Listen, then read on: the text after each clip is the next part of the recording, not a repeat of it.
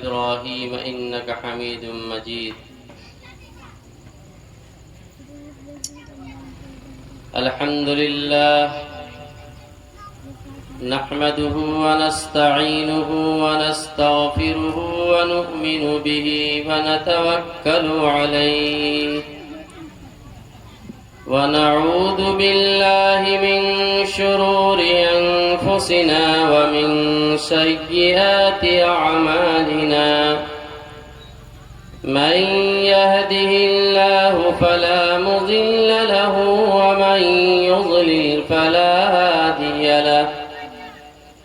ونشهد أن لا إله إلا الله وحده لا شريك له. ونشهد أن سيدنا وسندنا ومولانا محمدا عبده ورسوله صلى الله تعالى عليه وعلى آله وصحبه وسلم تسليما كثيرا. أما بعد فأعوذ بالله من الشيطان الرجيم. بسم الله الرحمن الرحيم. الذين يأكلون الربا لا يقومون إلا كما يقوم الذي يتخبطه الشيطان من المس. ذلك بأنهم قالوا إنما البيع مثل الربا وأحل الله البيع وحرم الربا. صدق الله مولانا العلي العظيم. وقال النبي صلى الله عليه وسلم لعن الله آكله وموكله وشاهديه وكاتبه أو كما قال عليه الصلاة والسلام. برادران اسلام و معزز سامعین کرام، اور جہاں تک میری آواز جا رہی ہے، پردہ نشین اسلامی خواتین، میری ماں اور بہنوں، وقت کافی ہو چکا ہے. آپ حضرات کے سامنے آیت کریمہ تلاوت کی. دعا کیجیے اللہ رب العزت آیت کریمہ کی روشنی میں اور حدیث پاک کی روشنی میں کچھ قیمتی اور نفع بخش باتیں کہلوا دے، جن سے ہم سب سامعین کا فائدہ ہو جائے، نجات اخروی اور رضا الہی کا سبب اور ذریعہ بن جائے. میرے بھائیوں، بخاری شریف اور مسلم شریف کے اندر ایک لمبی حدیث نقل کی گئی ہے. لمبی کی وجہ سے اس کی تلاوت کا شرف حاصل نہیں کر سکا. اس کا ترجمہ اور کچھ تشریح آپ کے سامنے آئے گی. پیارے نبی پاک صلی اللہ علیہ وسلم کا خواب وحی کے درجے میں ہوتا ہے. اس کو پہلے سمجھیں. نبی کا خواب وحی کے درجے میں ہوتا ہے، یعنی جس طریقے سے نبی پر بیداری کی حالت میں کوئی وحی بھیجی جائے، کوئی حکم نازل کیا جائے، تو نبی کے لیے واجب الایمان ہوتا ہے، واجب الاتباع ہوتا ہے، واجب العمل ہوتا ہے. اسی طریقے سے خواب کی حالت میں نبی ہیں اور آپ کے دل پر کوئی بات آ رہی ہے، کوئی بات القا کی جا رہی ہے، تو یہ بات آنے والی چیز دل میں، یہ بھی وحی کے درجے میں، اس پر بھی عمل کرنا لازم ہے، اتباع کرنا ضروری ہے، ایمان لانا ضروری ہے، نبی کے لیے بھی اور امت کے لیے بھی۔ بیداری کی حالت میں نبی پر کوئی حکم آئے، جاگنے کی حالت میں یا سونے کی حالت میں کوئی بات آئے، دونوں برابر ہیں۔ اس لیے کہ نبی کی نیند ناقض وضو نہیں ہے۔ ہم اور آپ سو جائیں وضو ٹوٹ جائے گا، قرآن پاک کو چھو نہیں سکتے، نماز پڑھ نہیں سکتے، وضو ٹوٹ گیا۔ نبی سو رہے ہوں، خراٹے لے رہے ہوں، نبی کا وضو نہیں ٹوٹتا۔ اس لیے کہ اصول ہے، نبی کی آنکھیں سوتی ہیں، دل نہیں سوتا۔ نبی گہری نیند میں بھی ہو، آنکھ سے نیند میں ہے، دل سے بیدار ہے۔ اتنی بات جب آپ کو سمجھ میں آ گئی تو اب آگے سمجھیے۔ بخاری شریف کے اندر جو لمبی حدیث ہے، اس کا ایک ٹکڑا، 2 لائن کا ٹکڑا آپ کے سامنے پیش کرنا چاہتا ہوں۔ پیارے نبی پاک صلی اللہ علیہ وسلم فرماتے ہیں کہ ایک مرتبہ میں خواب میں تھا، نیند میں تھا، 2 شخص آئے، 2 جلیل القدر فرشتے آئے خواب کی حالت میں، حضرت جبریل علیہ السلام اور حضرت میکائیل علیہ السلام۔ دونوں فرشتے ہمیں لے کر چلتے ہیں۔ خواب ہی میں دیکھ رہا ہوں، میدان محشر کا منظر سامنے ہے اور میدان محشر کی سیر کراتے ہوئے دونوں فرشتے ہمارے ساتھ ہیں۔ ایک نہر دیکھ رہے ہیں کہ ایک نہر ہے، اس نہر کے اندر ایک شخص ہے جو تیر رہا، اور نہر کے کنارے پر ایک دوسرا شخص کھڑا ہے جو اپنے آس پاس بہت سارے پتھروں کو جمع کیے ہوا ہے۔ بیچ نہر میں جو تیرنے والا شخص ہے، وہ تیرتے تیرتے آتا ہے کنارے، اس شخص کے پاس جو بہت سارے پتھروں کو جمع کیا ہے۔ علی شاطئ النہر الذی جمع عنده حجارۃ کثیرہ، بہت سارے پتھروں کو جمع کیے ہوا ہے۔ تیرنے والا شخص جب اس کے پاس آتا ہے، منہ کھولتا ہے، رفع فاہ فیلقیہ حجرا، منہ کھولتا ہے تو یہ کنارہ میں کھڑا شخص جس نے پتھر جمع کر رکھا ہے، وہ ایک پتھر اٹھا کر اسے دے مارتا ہے منہ پر۔ پھر وہ نہر کے اندر جاتا ہے، پھر تیرنا شروع کرتا ہے، تیر رہا ہے، تیرتے تیرتے پھر آتا ہے۔ جب پھر آتا ہے، منہ کھولتا ہے تو یہ کنارہ میں کھڑا شخص پھر ایک پتھر اس کے منہ پر مارتا ہے۔ فَيَسْبَحُ مَا يَسْبَحُ، تیر رہا ہے، تیرتے تیرتے پھر آتا ہے، پھر اس کے منہ پر پتھر مارا جاتا ہے، پھر وہ چلا جاتا ہے۔ یہ سلسلہ چل رہا ہے۔ پیارے نبی پاک صلی اللہ علیہ وسلم نے فرمایا، حضرت جبریل اور میکائیل علیہ السلام سے غور سے سنیے گا، من ذالک السابق، یہ جو تیرنے والا شخص ہے یہ کون ہے؟ تو دونوں فرشتے جواب دیتے ہیں، یا رسول اللہ، ھذا آکل الربا، یہ وہ شخص ہے جو دنیا کے اندر سود کھاتا تھا، دنیا کے اندر سود کھاتا تھا۔ سود جانتے ہی نہیں جانتے، اس گاؤں میں مشہور ہے۔ ہم تو سوچ رہے تھے بڑھ کر جلسہ میں بیان کریں گے، لیکن امام صاحب کچھ بول دیے، اس پر تو ذہن میں بات آ گئی۔ حضرت جبریل اور میکائیل علیہ السلام نے فرمایا کہ یہ وہ شخص ہے جو دنیا میں سود کھاتا تھا۔ سود کھانے والے کی یہ سزا دی جا رہی ہے آج کہ یہ نہر کے اندر ہے، تیرتے ہوئے کنارہ پر آتا ہے تو اس کے منہ پر پتھر مارا جاتا ہے۔ یہ سود کھانے والے کی سزا ہے۔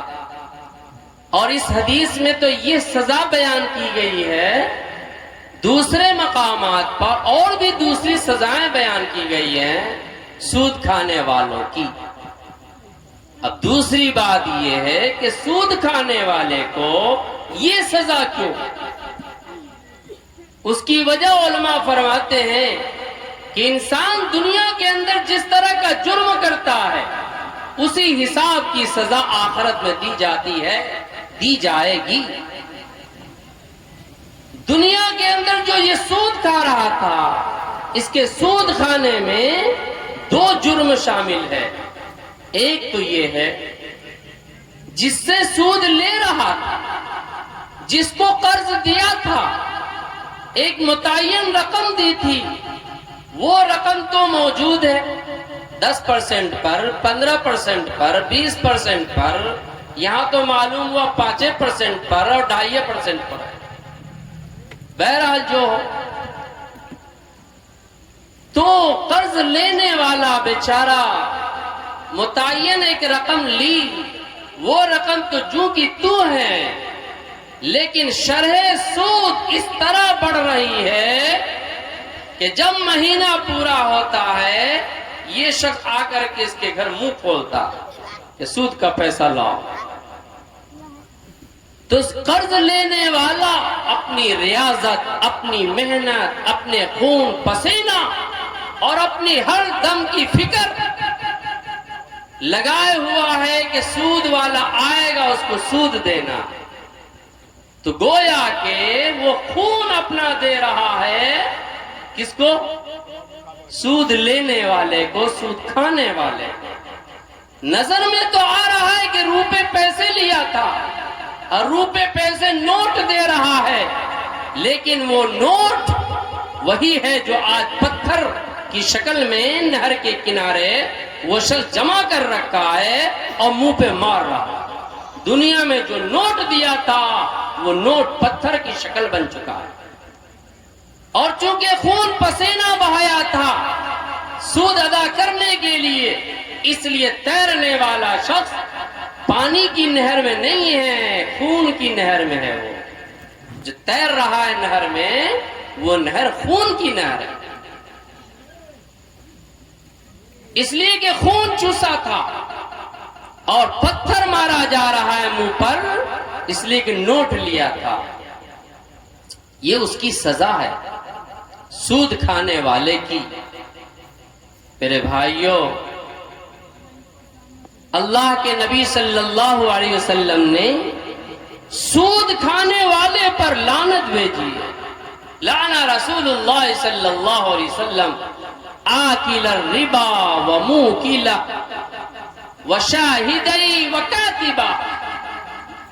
اللہ کے رسول صلی اللہ علیہ وسلم نے سود کھانے والے پر، سود کھلانے والے پر، سودی گواہ دینے والے پر اور سودی دستاویز لکھنے والے پر لعنت بھیجی ہے۔ صرف سودی کھانے والے نہیں، سود کھلانے والے پر بھی ہے، اور دونوں فریق کے درمیان جو بات کراتا ہے اس پہ بھی لعنت ہے۔ دستاویز جو لکھتا ہے، کاپی، تاریخ، ڈیٹ، اس پر بھی لعنت ہے۔ کاتبہ معمولی بات نہیں ہے۔ ایک عمل میں کتنے لوگ شامل ہیں، رائے مشورہ دے رہا ہے وہ بھی شامل ہے۔ یہ ملعون عمل ہے، سود کا عمل ملعون ہے، خبیث ہے، قبیح ہے، شنی ہے، گندا ہے۔ اتنا گندا عمل ہے، اتنا برا عمل ہے کہ سود لینے والے، دینے والے اللہ کی رحمت سے دور، اللہ کی رحمت و نعمتوں کا مظہر جنت اور اس کی نعمتوں سے دور ہوگا۔ سود کا معاملہ اتنا خبیث عمل ہے۔ ایک صاحب نے بتایا کچھ دن پہلے کہ میں نے 10 لاکھ روپے قرض لیا سود پر. کتنا لیا؟ 10 لاکھ روپے لیا قرض پر، سود پر. آج ہم سب بھائی مل کر، باپ نے لیا تھا، سب بھائی مل کر اس 10 لاکھ سود، اس 10 لاکھ کی رقم کیا سدھا پائیں گے؟ اس کی شرح سود 20 لاکھ اب تک دے چکے. 10 لاکھ یوں ہی محفوظ ہے. 10 لاکھ جو مور کہتے ہیں، مور، وہ تو باقی اپنی جگہ پر، اور شرح سود اتنی بڑھ گئی کہ 20 لاکھ خالی سود کا ادا کر چکے ہیں. 10 لاکھ اپنی جگہ قائم ہے. اتنی کمائی نہیں ہے کہ پورا مکمل دے دے، خالی سودے جوڑنے میں ڈھوڑی ڈھیلی ہو رہی ہے، کمر ختم ہے. پیارے نبی پاک صلی اللہ علیہ وسلم نے فرمایا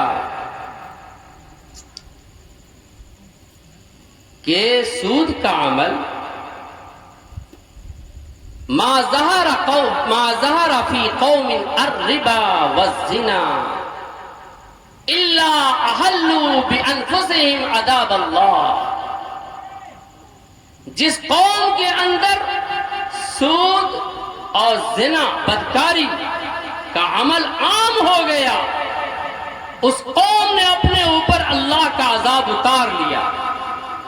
جس معاشرے میں، جس سوسائٹی میں، جس ماحول میں سود کا عمل آئے گا، زنا و بدکاری کا عمل آئے گا، اس ماحول میں، اس معاشرے میں کوئی گارنٹی نہیں، کوئی ٹھکانہ نہیں کہ اللہ کا عذاب کب آ جائے. اور میرے بھائیوں، ہم لوگ یہ سمجھتے ہیں اللہ کے عذاب کا مطلب کہ اللہ کا عذاب کا مطلب یہ ہے کہ قوم عاد پر جو عذاب آیا تھا ویسا عذاب آ جائے.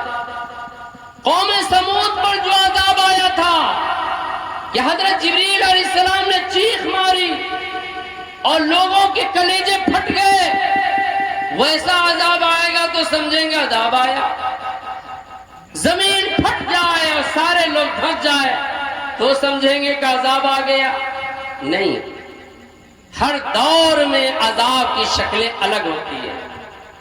قوم عاد کے دور میں، سمود کے دور میں اور دیگر قوموں کے دور میں جو بھی عذاب آیا اس کے حساب سے آیا. ہر دور میں عذاب کی شکل الگ الگ رہے گی. آج جو ہم اور آپ سنتے ہیں کہ فلاں بیماری آئی، ایسی بیماری جس کا نام نہیں سنا تھا، ایسی بیماری جو مہلک بیماری ہے، ایسی بیماری جو لا علاج بیماری ہے، اس کا کوئی علاج نہیں ہے، یہ کیا ہے؟ یہ عذاب ہے. یہی تو عذاب الہی ہے.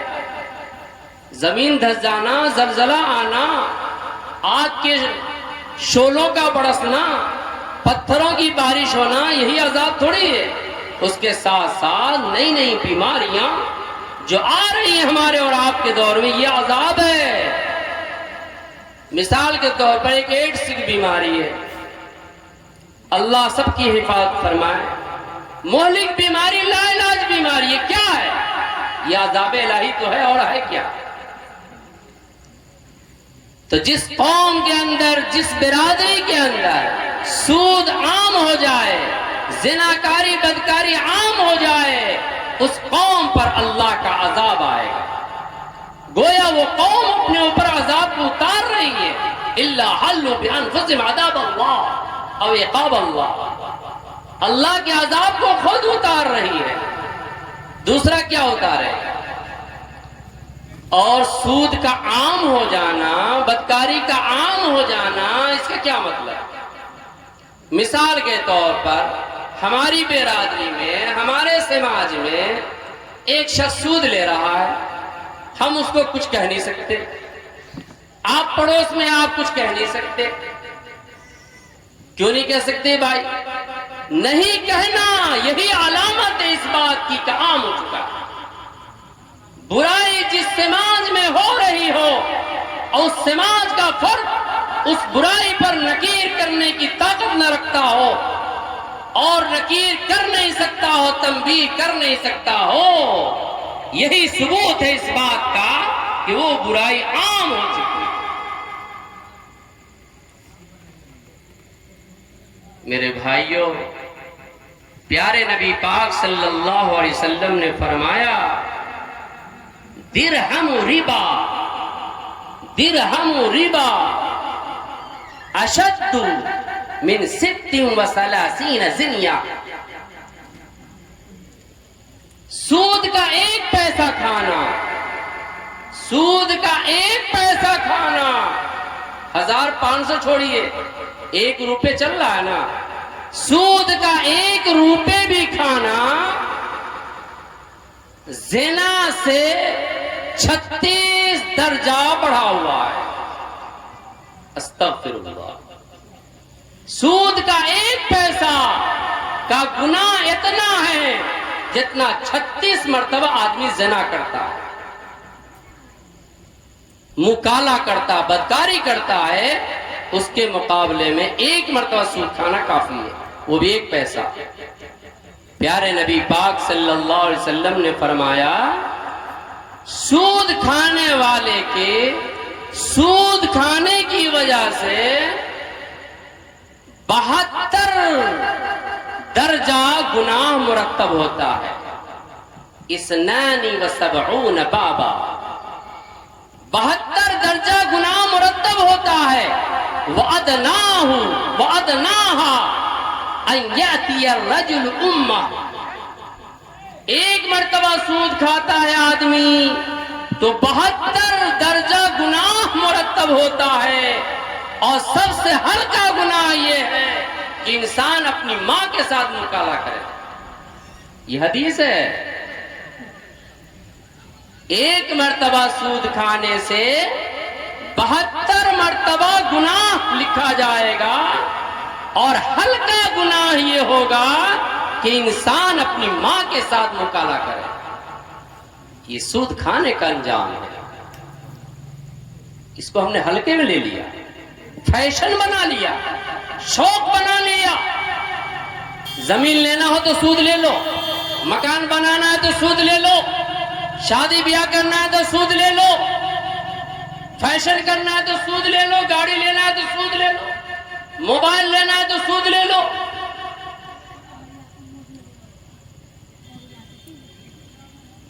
پورا عالم، پوری دنیا سودی لین دین میں ملوث ہے۔ مسلمانوں میں یہ چیز نہیں تھی۔ پہلے سود کا معاملہ مشہور تھا یہودیوں میں، یہودیوں سے جو مسلمانوں کا ازلی دشمن ہے، شروع میں بھی تھا، ابھی بھی ہے، آئندہ بھی رہے گا۔ جس کے اوپر قرآن پاک نے لعنت بھیجی ہے وہ یہود قوم، اس نے سود کو ایجاد کیا تھا، اور عالم نے قبول کیا، مسلمانوں نے بڑھ کر کے ہاتھ پھیلایا اور استقبال کیا اس کے اس خبیث عمل کا۔ آج مسلمان کا میں سمجھتا ہوں اس گاؤں کے اندر ہی صرف 95% لوگ سود میں ملوث ہیں یا تھے، 5% محفوظ ہیں یا رہے تھے۔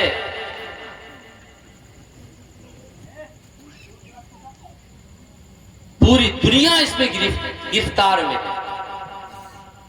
امریکہ جو آج دادا بنا ہوا ہے پوری دنیا کا، اس کی وجہ جانتے کیوں دادا بنا ہوا ہے؟ وہ دادا اسی لیے بنا ہوا ہے کہ تمام ممالک کو اس نے سود قرض دیا، تمام ممالک کو سود پر قرض دیا، جس سے جو ہوا سود ادا کیا،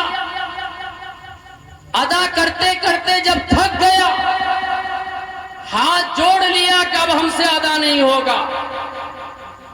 امریکہ نے کہا کہ اچھا اب نہیں ادا ہوگا، ٹھیک ہے مت ادا کرو، ایک کام کر لو، جو ہماری اصل پونجی ہے وہ تم نے ادا نہیں کیا، یا شرح سود میں سے مکمل ادا نہیں کیا، اور ادا کرنے کی طاقت نہیں ہے، تم سلنڈر بول گئے تو اتنا کرو ہمارے سامنے سجدہ کر لو۔ سامنے سجدہ کا مطلب یہ ہے کہ ہم جو کہیں گے تمہیں ماننا پڑے گا. واقعہ ہے یہی کہ آج جو وہ چاہ رہا ہے لوگوں سے منوا رہا ہے, دیگر ممالک والوں سے منوا رہا ہے, اس کی بنیادی وجہ وہی سود ہے, خبیث عمل, مہلک مرض ہے, مہلک بیماری ہے. جس گھر میں آیا, جس ہاتھ میں آیا, جس مزاج میں آیا, جس خیال میں آیا, جس دل و دماغ میں آیا, جس برادری میں آیا, اس گھر کو, اس برادری کو, اس سماج کو, اس معاشرے کو, اس بستی کو, اس حلقے کو, اس طبقے کو, اس علاقے کو گھن لگ جانا ہے, برباد ہو جانا ہے, اور الٹی گنتی شروع ہو جانی ہے. ایسا ہو ہی نہیں سکتا کہ سودی لین دین سے آدمی آگے بڑھے اور ہمیشہ باقی رہے. ایسا ہو ہی نہیں سکتا. کیوں ایسا نہیں ہو سکتا؟ قرآن کا اعلان ہے, الذین یأکلون الربا لا یقومون الا کما یقوم الذی یتخبطہ الشیطان من المس. قیامت کے دن دنیا میں جو لوگ سود کھا رہے تھے اس حال میں کھڑے ہوں گے, ایسا لگ رہا ہوگا کہ اس پر جن سوار ہے, کہ بھوت سوار ہے, کہ جادو ہے, کہ کیا ہے, اول پھول بک رہا ہوگا. قیامت کے دن قبر سے اٹھیں گے نا لوگ, سیدھے اٹھ جائیں گے. سود لینے والے سیدھے نہیں اٹھیں گے. دنیا میں ایک پاگل ہوتا ہے, پاگلوں میں بھی کچھ پاگل ایسا ہوتا ہے جو کبھی کبھی اچھی بات کرتا ہے, آپ کے بغل میں بیٹھے گا بھی, آپ سے اچھی باتیں بھی کرے گا, آپ سے اچھی باتیں بھی سنے گا, کبھی کبھی آپ دیں گے تو کھا بھی لے گا, کرتا ہی نہیں کرتا ہے. تو پاگل میں تو ایسا بھی ہوتا ہے. لیکن سود کھانے والا قیامت کے دن جب قبر سے اٹھے گا, لا یقومون الا کما یقوم الذی یتخبطہ الشیطان من المس, ایسا اٹھے گا جیسے آسیب نے لپٹ کر اس کے دماغ کو مخبوط کر دیا. خبط الحواس, خبط الحواس ہوگا. وہ کہاں ہے, کیا کر رہا, اسے پتہ ہی نہیں. کبھی پی کر کے کھانے والے کو دیکھا کہ نہیں چلتے ہوئے اپنے راستے میں, سیدھا چلتا تسبیح پڑھتے ہوئے. کیسا چلتا ہے پی کر کھانے والا؟ کیسے چلتا ہے؟ تسبیح پڑھتے ہوئے. پوری دنیا کا اور راجا رہتا ہے, وہ جو من میں آتا بکتا رہتا ہے. تو قیامت کے دن سود کھانے والا جب قبر سے اٹھے گا تو اول فول آئیں بائیں ڈائیں بکتا ہوا رہے گا, بکتا رہے گا. یہ ہے سود کھانے کی سزا.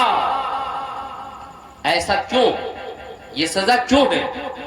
ذالک بأنہم قالوا انما البیع مثل الربا. یہ سزا اسے اس لیے دی جائے گی کہ دنیا میں وہ کہتا تھا کہ سود ایسا ہی ہے جیسے تجارت, کاروبار کرتا ہے آدمی نفع کے لیے, سود میں بھی تو نفع ہی ہے. تو کاروبار جس طرح ہے اسی طرح سود ہے. گویا کو سود کو اس نے کاروبار کے درجہ دے رکھا تھا, جبکہ قرآن نے کہا ہے احل اللہ البیع وحرم الربا. قرآن نے مہر لگا دی ہے, کاروبار حلال ہے اور سود حرام ہے. حرام ہے تو حرام ہے, اس کو کوئی حلال کر ہی نہیں سکتا. قرآن کی صریح اور واضح آیت ہے. ایک طرف حلال بیان کیا قرآن نے کاروبار تجارت کو, اور دوسری طرف حرام قرار دیا ربا اور سود کو. لیکن سود کھانے والے کہتے ہیں کہ نہیں, جیسے کاروبار تجارت بزنس ویسی ربا ہے, سود ہے. اس کہنے کی وجہ سے قیامت کے دن اس کو یہ سزا دی جائے گی. میرے بھائیوں, وقت زیادہ ہو رہا ہے, بس خلاصہ یہ کہ عالم سسک رہا ہے, دنیا بلک رہی ہے, لیکن دل و دماغ میں یہودیوں کا ایجاد کیا ہوا یہ سود ایسا رچ گیا, بس گیا, سما گیا کہ دماغ سے ہٹتا ہی نہیں. معمولی کچھ ہوگا فوراً چلو فلاں کے یہاں. یہود نے گھول کر پلا دیا, جہاں اور لوگوں کو پلائے مسلمانوں کو بھی پلا دیا. اور بھی اس کی بہت ساری شکلیں ہیں. سمو ایک شکل ہے جو آپ کی بستی میں رائج، ہم سے زیادہ آپ جانتے ہیں، ہم کو پتہ بھی نہیں کیسے کیا ہوتا ہے. اللہ قیامت تک نسل کو بھی باقی رکھے.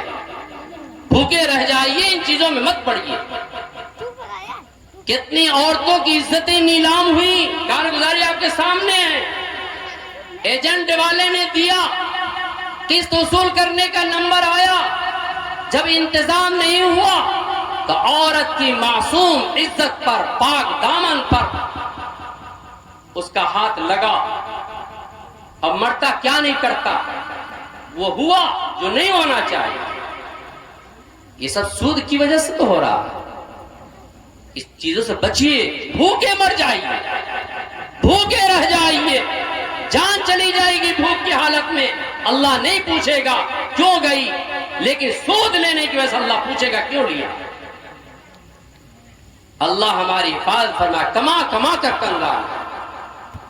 جتنی محنت اس بستی کے افراد نے کیا، شروع سے اب تک کر رہے ہیں اور کرتے رہیں گے. محنت کا جذبہ، ریاضت کا جذبہ، ایک سے ایک ہنر، محنت کے طریقے اور شکلیں، وہ گڑ سب معلوم ہے یہاں کے لوگوں کو. لیکن آپ خود باہر رہتے ہیں، جن بستی والوں، جن علاقے والوں کے ساتھ رہتے ہیں، ان علاقے کے حال دیکھیے اور آپ اپنی بستی کا حال دیکھیے. جب آپ محنت کرتے ہیں، جفا کش انسان ہیں، تو آپ کی محنت رنگ کیوں نہیں لاتی؟ غور کیا آپ نے؟ رنگ نہیں لائی اور نہ لائے گی. جس ڈگر پہ چل رہے اگر اسی پہ چلتے رہے، جہاں سود آئے گا برکت آ نہیں سکتی، کھوکھلا ہو جانا ہے. اس لیے میرے بھائیو، آپ نے سن لیا سخت وعید. سود کھانے کے 72 گناہ ہیں اور ہلکا گناہ ہے ماں کے ساتھ مکالا کرنا. ایسی بات ہے کہ رونگٹا کھڑا ہو جائے، انسان زندہ مر جائے. یہ آقا علیہ الصلوۃ والسلام کی حدیث ہے. میرے بھائیوں، اس لیے توبہ کریں. یہودیوں کی 3 پلاننگ تھی، 3 تحریک تھی، تینوں تحریک میں وہ کامیاب ہے. پہلی تحریک تھی کہ عورتوں کو جہاں اور لوگوں کے سامنے ننگا کر کے پیش کیا جائے، مسلم قوم کے سامنے بھی برہنہ بے لباس پیش کیا جائے. وہ اس میں کامیاب. جس کے پاس میں اسمارٹ فون ہے، ننگی تصویریں آ رہی ہیں، یہ یہودیوں کا دین ہے، آپ کا کمال نہیں ہے. بہت دنوں پہلے یہودی سوچ لیا تھا کہ ایسا ہم کو کرنا ہے. پیارے آقا علیہ الصلوۃ والسلام کی سیرت پڑھیے. کفار و مشرکین نے کہا تھا مکہ کی حسین سے حسین عورت آپ کی خدمت میں پیش کر دیں گے، آپ اپنی دعوت و مشن سے آپ باز آ جائیں. آقا علیہ الصلوۃ والسلام نے فرمایا ایک ہاتھ میں چاند رکھ دو، دوسرے میں سورج رکھ دو. یہ نہیں ہوگا کہ ہم اپنے مشن سے باز آ جائیں. لیکن ہمارے سامنے ننگی تصویریں آ گئی. یہودیوں کی دوسری تحریک کا حصہ تھا کہ حرام لقمہ مسلم قوم کے پیٹ میں داخل کرنا ہے. ایمان یہی سے کمزور ہوگا. حرام لقمہ داخل کیا گیا سود کے ذریعے. سود کی جتنی شکلیں ہیں ان تمام شکلوں کے ذریعے حرام لقمہ جا رہا ہے. یہودیوں کی پلاننگ کامیاب ہے. تیسری تحریک تھی کہ مسلم عوام کا رشتہ علماء سے توڑ دیا جائے. ایسا کام کرو کہ مسلم عوام کا رشتہ ان کے علماء سے کٹ جائے. اس میں بھی کامیاب ہے کہ نہیں ہے؟ بتائے نا.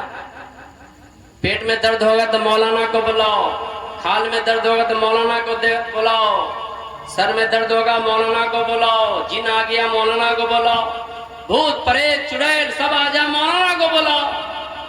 جی جہاں دکھ کا موقع ہو مولانا کو بلاؤ.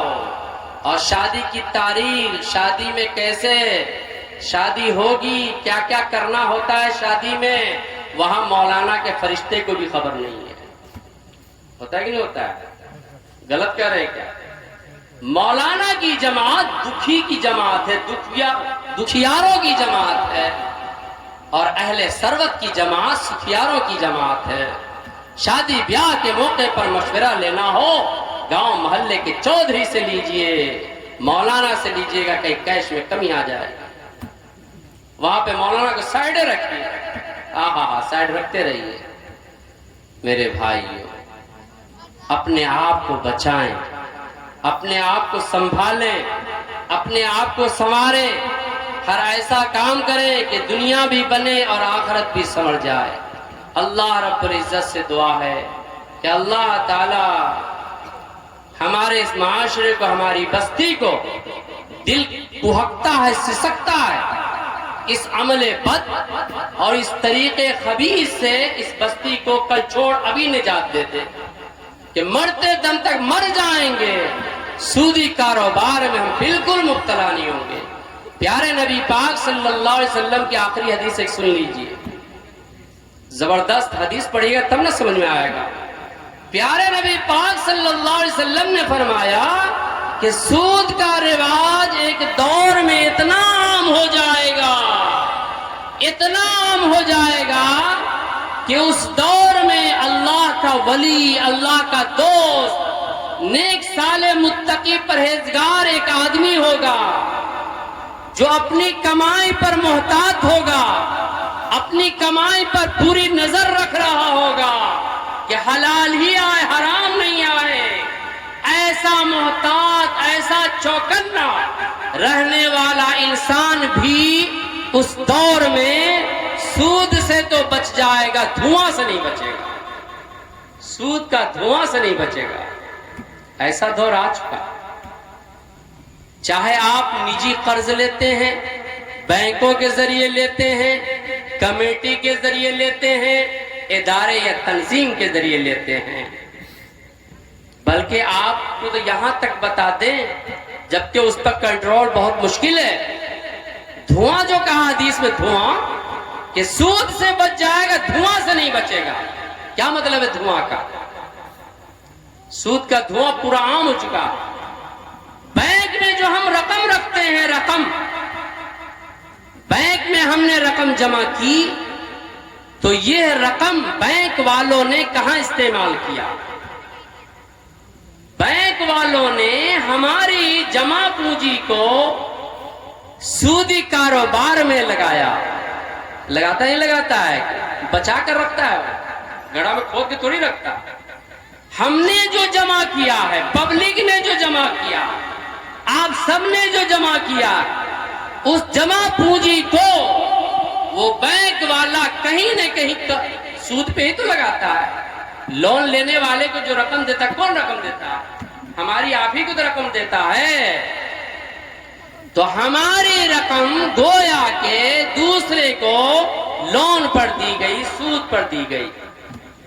اور ابھی آپ نے پہلے حدیث سن لیا ہے، سود کھانے والا، کھلانے والا، گواہی دینے والا، دستاویز لکھنے والا، جو معین ہے، مددگار ہے، معاون ہے، مشورہ دینے والے، جس طریقے سے بھی ساتھ دینے والے، سب پر لعنت ہے. اس حدیث کی روشنی میں سب گویا سود کے دھوئیں میں ہیں. ہم اور آپ بھی ہیں، سب ہے. وہ نازک دور آ چکا ہے، اس دھوئیں سے تو بچ نہیں سکتے. اسلامی فنڈ اور اسلام طرز پر بینک کھلا، پاکستان میں کھلا، وہاں بھی نہیں چلا، بند ہو گیا. دیوبند کے اندر بھی کھلا تھا ہم لوگوں کے وقت میں، معلوم ہوا بہت سارے لوگ پیسے لے کے بھاگ گئے. ادھر کچھ سال پہلے سنے تھے کہ چل رہا ہے، ابھی پورا کنفرم نہیں، بند ہو گیا کہ ہے، چل رہا. اس کی اصل شکل تھی اسلام طرز پر، اسلامی طرز پر بینک کا نظام. اسی دھواں سے بچانے کے لیے تھا. جہاں وہ بینک نہیں ہے وہاں دھواں سب لے رہا. خیر وہ تو بس سے باہر ہے، دھواں سے بچنا بہت مشکل ہے. اصل سود سے تو کم سے کم بچ جائے گی. اللہ ہم سب کی حفاظت فرمائے، نسلوں کی بھی حفاظت فرمائے، پوری امت کی حفاظت فرمائے. اور جو اب تک برائیاں ہو گئی اور گناہ ہو گیا اللہ معاف فرما دے، اور آئندہ ہم سب محتاج ہیں، ضرورت مند ہیں، اللہ غنی ہے، بادشاہ ہے، بے نیاز ہے، بارے الہ سے یہی دعا ہے، التجا ہے کہ اللہ تعالیٰ ایسی نوبت نہ دے ہمیں، ہماری نسلوں کو، پوری امت مسلمہ کو، کہ سود کی طرف دیکھے، لینا تو دور، دیکھنے کی بھی نوبت نہ دے۔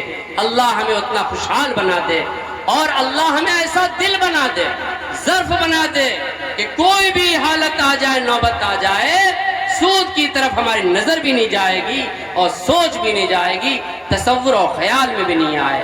اللہ عمل کی توفیق عطا فرمائے۔ وآخر دعوانا ان الحمدللہ رب العالمین۔